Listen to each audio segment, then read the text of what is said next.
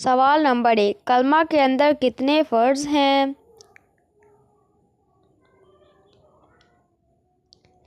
جواب ہے 5 فرض۔ کلمہ کے اندر 5 فرائض ہیں۔ نمبر 1، کلمہ پڑھنا فرض ہے۔ نمبر 2، کلمہ کا معنی سیکھنا فرض ہے۔ نمبر 3، کلمے کے نیچے زندگی گزارنا فرض ہے۔ اور نمبر 4، کلمے کے الفاظ صحیح طریقے سے پڑھنا فرض ہے۔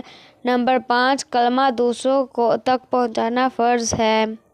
سوال نمبر 2، شادی میں کتنے فرض ہیں؟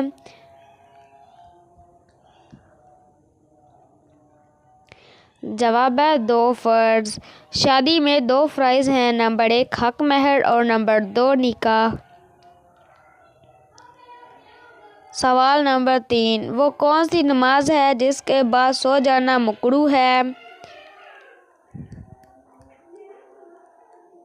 جواب ہے نماز عصر۔ عصر سے مغرب کا وقت بابرکت ہوتا ہے۔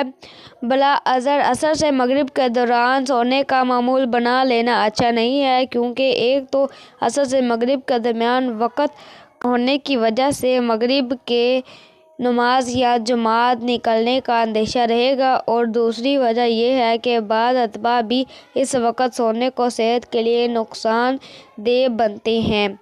اور اس ویڈیو کو لائک بھی کیجیے گا، سبسکرائب بھی کیجیے گا اور شیئر بھی کیجیے گا۔